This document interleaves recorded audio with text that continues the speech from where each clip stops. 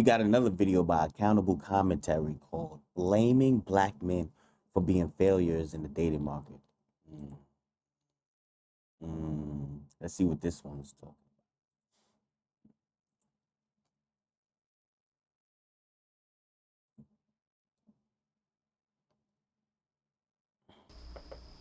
So as you can imagine, dating as a neurodivergent, monoracial, dark-skinned Black woman in New York City is rough. So I went to a speed dating event because I hate. First of all, what is all of that?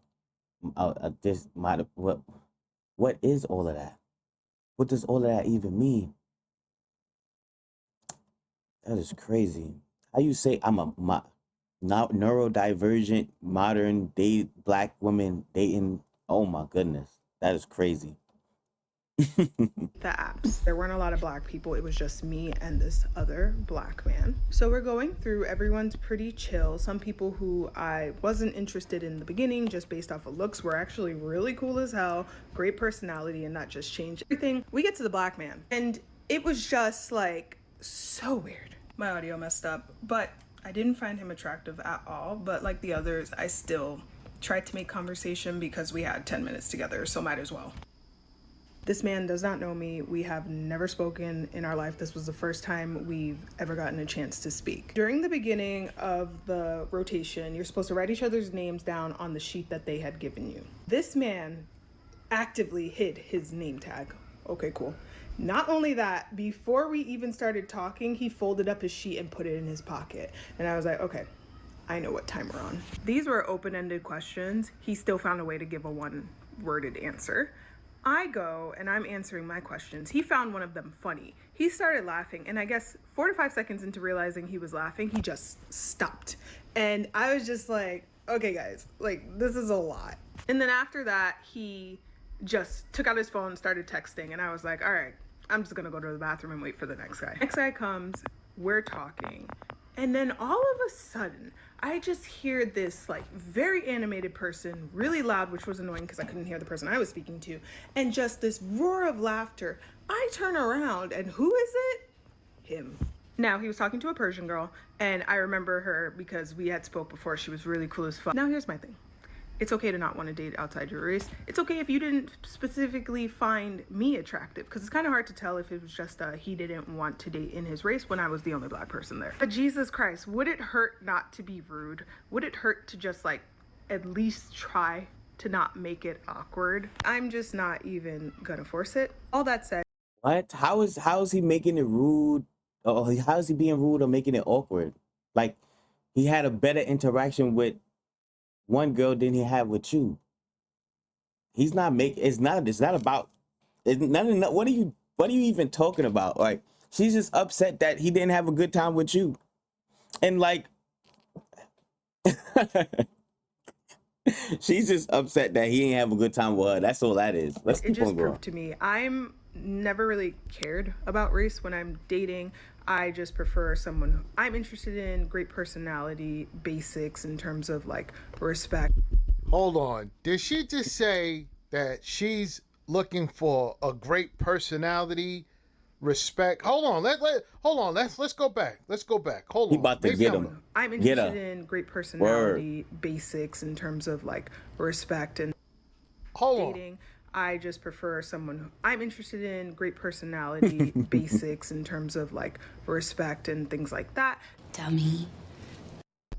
Look, right here. Some people who I wasn't interested in the beginning just based off of looks were actually really cool as hell, great personality. So the people that she wasn't interested in, they had great personalities, they were cool, but you weren't into them based off of looks, which mean that you don't care about personality.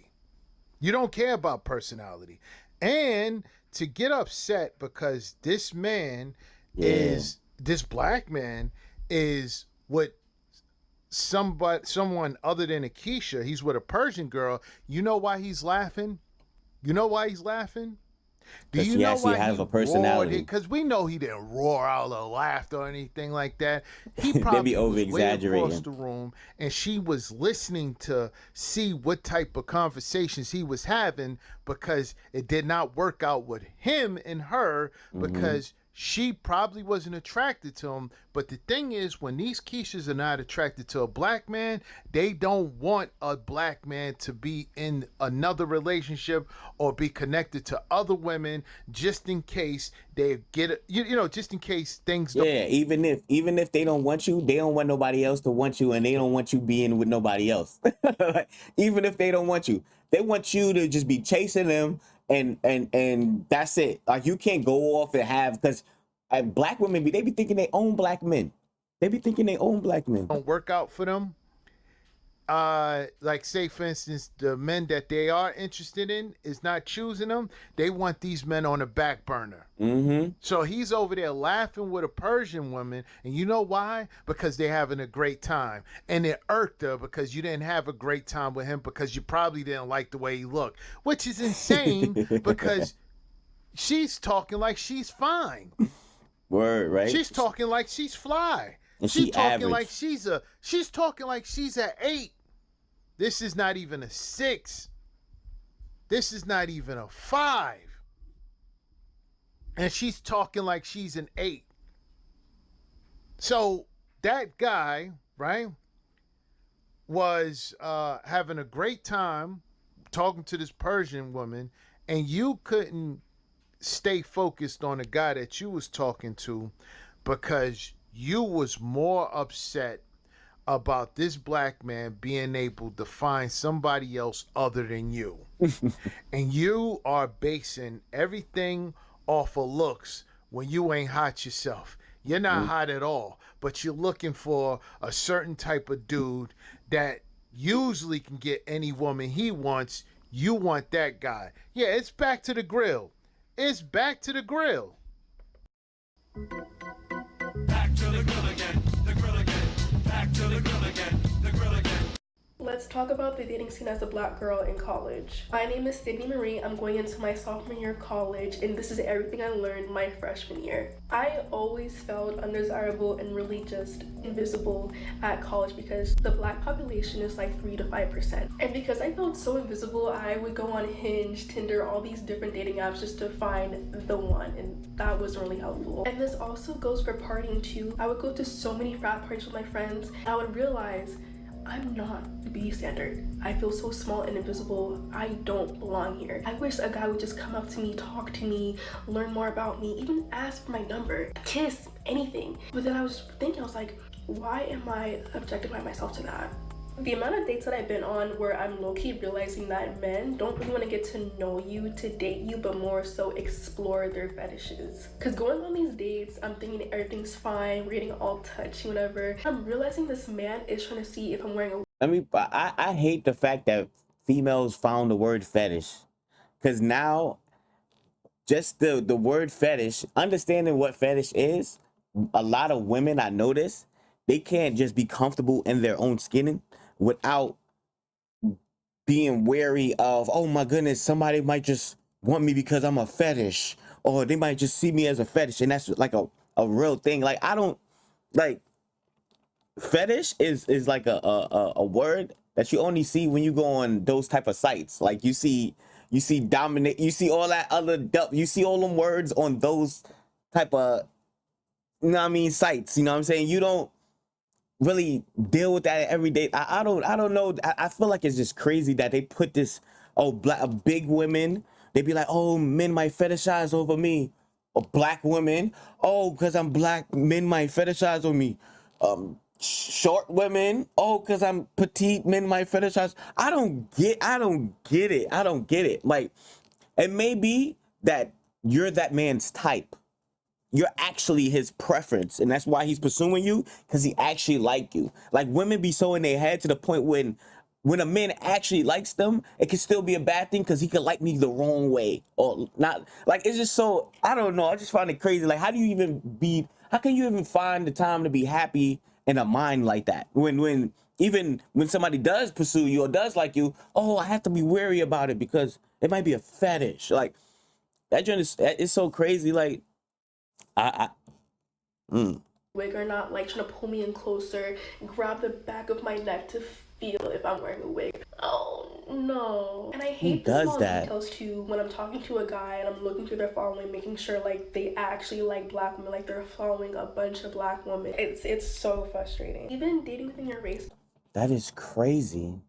Why would you go through somebody's following to see how much black women they following to ensure and oh yeah, they like black? That's crazy. Social media, I don't know about all men, but social media is not like as important to a man that it is to a woman. Like, and even if he's following somebody on social media or following him, it's not gonna be women that he would marry. It's gonna be women that's just eye candy that actually show their bodies that he just want to look at. So it's not even a good radar to go off of like who he's following. He's just following probably because she posts those type of pictures that he like to see. Like not really because that's his type. He probably would never even marry the type of girl that he would follow on social media. Like, come on. Come on. Social media is so fake. It's so not real. It's so not real life. And women go by that stuff like it's real. And it's only real as they make it. And they make it so real, and that's why it's real It's for so them. frustrating. I've been on a date with a black man and they tell me that they love black women, they respect us, they want to protect us at all costs. Half the time I'm realizing it's just a front to ease me in, because when I tell them like, hey, I don't want to hunch, I don't want to lay up, I'm here for something serious. And you know what I'm getting to? The reason why she probably feel like them liking black women is a fetish is because she's going outside of her race. She's specifically probably going outside of her race to dudes that she wants, but then at the same time makes her question if they want her as a fetish or not. Like, because if it's a black man, you wouldn't think, oh, he wants me as a fetish, right? Like you. Serious, they switch just like that and they get all defensive because unfortunately Hold on. So, Brad, because she was talking about Yeah, Brad in the beginning. yeah, yep. So you mean to tell me that Brad wasn't trying to smash? No, Brad definitely was trying to smash, but you didn't say anything about them. You didn't say anything about them trying to hunch. You were more upset that they wanted to see your wig. They wanted to see if you're a wig wearer. They know that when you wear these wigs or weaves that you're trying to attract them. So they trying to see what you got up there, right? They being real disrespectful to you by touching your hair, but you said nothing about the disrespect. You just talking about how uncomfortable you feel about it, right? And then you looking on to see if they're pandering to you, if they're just trying to say that they only they're into you only to get in your, they take you on a tizzy tour. But when it come to black men, it's a problem if they want to lay up. Hold on, let's talk. Let's go back. Let's go back. ask for my number, kiss, anything. But then I was thinking, I was like, why am I objectifying myself to that? The amount of dates that I've been on where I'm low-key realizing that men don't really want to get to know you to date you, but more so explore their fetishes. Because going on She's talking about Brad. these dates, I'm thinking everything's fine, we're getting all touchy, whatever. I'm realizing that Now she said that they're getting all touchy. She's talking about Brad. They're getting all touchy. Touch leads to what? Why was you cool with being touched? Because you was cool with getting taken on a tizzy tour by Brad. You was cool with getting smashed by Brad. this man is trying to see if I'm wearing a wig or not, like trying to pull me in closer, That's grab crazy. the back of my neck to feel if I'm wearing a wig. Oh no. And I hate the small details too when I'm talking to a guy and I'm looking through their following, making sure like they actually like black women, like they're following a bunch of black women. It's so frustrating. Even dating within your race, it is so frustrating. I've been on a date with a black man and they tell me that they love black women, they respect us, they want to protect us at all costs. Half the time I'm realizing it's just a front to ease me in, because when I tell them like, hey, I don't want to hunch, I don't want to lay up, I'm here for something serious, they switch just like that and they get all defensive. But you wasn't there for something serious with Brad. Because you knew Brad was not going to be serious Taking with you you. That's why you serious. went to Yup. check to see if he really was into black women. And it AC, you right about that, AC. You right about that. That's crazy. That's here's crazy. the thing. That's her choice. If she don't want to smash, that's her choice. But don't try to demonize black men for things that you are doing with Brad. Don't do that. Don't try to make it seem like that's all black men are about when you are letting Brad smash, because that's all Brad is about. Don't do that because you're trying to matter of fact, black men, you know what?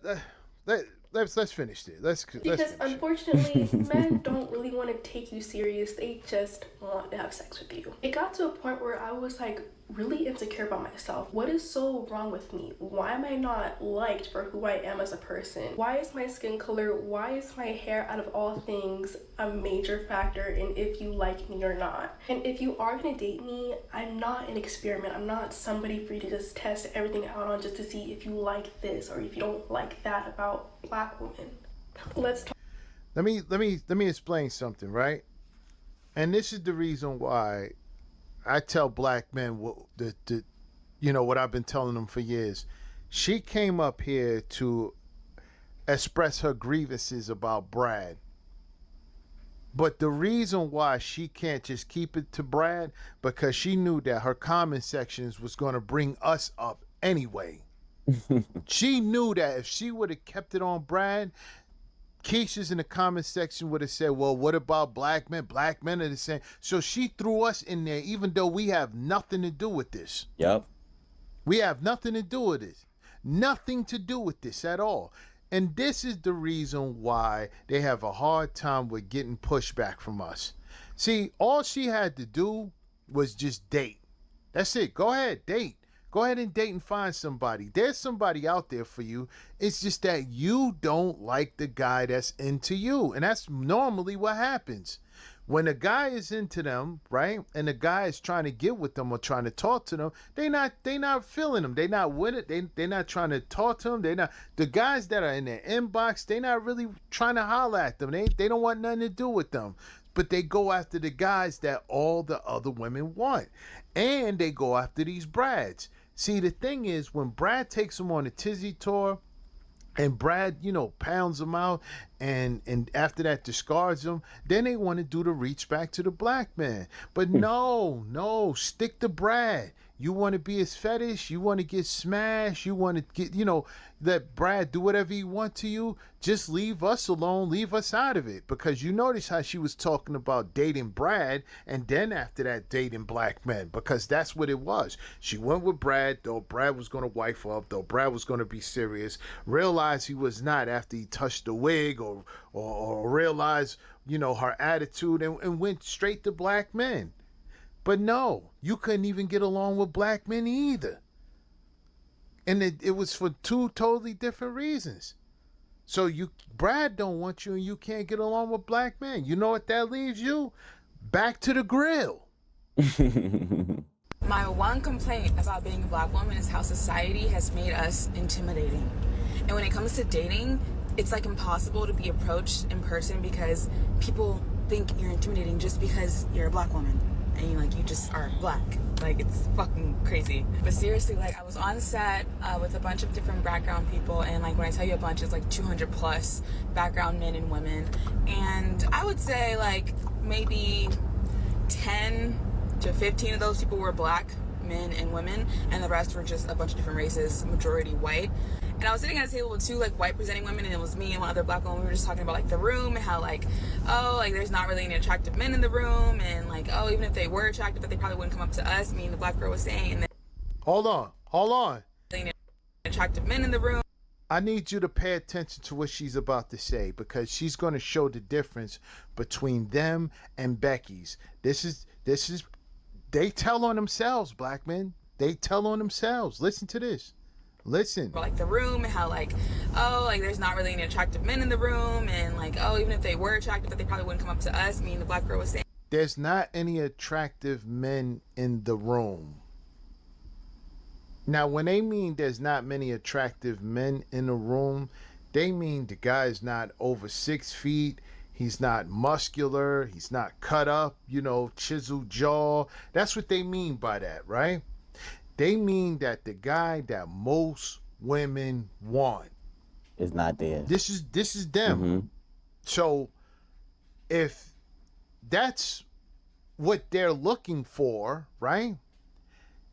Then that guy is not walking up to y'all. Listen to this. Listen to this. In the room, and like, oh, even if they were attractive, but they probably wouldn't come up to us, me and the black girl was saying. And then Yeah, they would not come up to you. They would not come up to you. the white girls, they were like, oh no, people have been coming up to us. We've had a lot of people come up to us. We were like, yeah, we know. And she's like, even black guys were like, yeah, we know that. We know that. That does not surprise us one fucking bit. I was like, It shouldn't surprise you because you've been getting a lot of no's in your life. In your lifetime, you've been getting a lot of no's. No's. Relationship, men are saying no. Commitment, men are saying no. The only thing they may not say no to you is on a tizzy tour. When you're looking for help, men are saying no. When you're looking for recognition, men are saying no. When you're looking for conversation, men are saying no. And it's because it's your attitude. It's your attitude. See, Becky understands the game. Becky understands that, yeah, Becky is attracted to guys that are handsome. Becky is attracted to those same type of guys. But Becky also understands that those type of guys are the guys that she's going to have to walk up to. And if she wants them, she's going to walk up to them. Becky knows that. Keisha, even if the dude she likes, she thinks is attractive, she still expect that dude to walk up to her. And it's not happening. And Becky understands this. Becky understands that attraction isn't the main factor in them getting with a guy. That's why dudes that she think that are not attractive as the other guys will walk up to her because they know that Becky is more open to them, whether they're short, whether they out of shape, whether they not whether they not cut up or whatever, whether they not most women type. They understand that Becky is looking for something that most women should look for, which is a productive man, which is a man that's stable, which is a man that has a plan, which is a man that has a career, which is a man that has a trade, which is a man that is committed to having a family structure. Becky understands those type of guys because those are the guys she grew up with. Yep.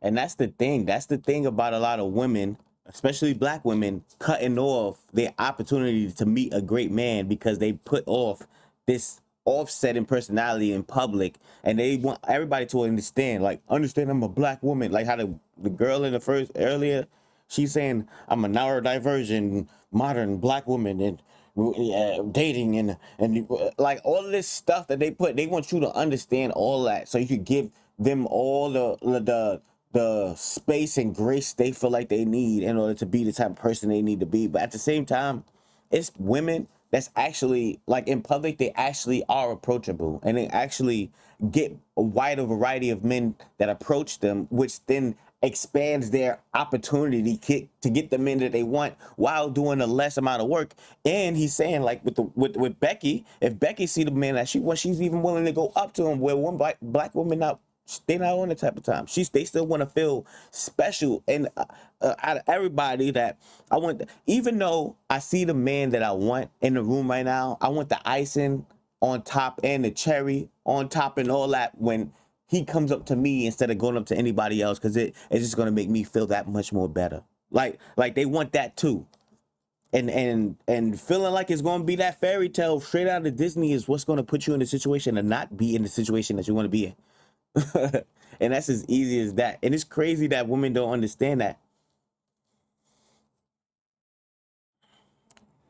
I don't know, man. What we gonna do? What we gonna do?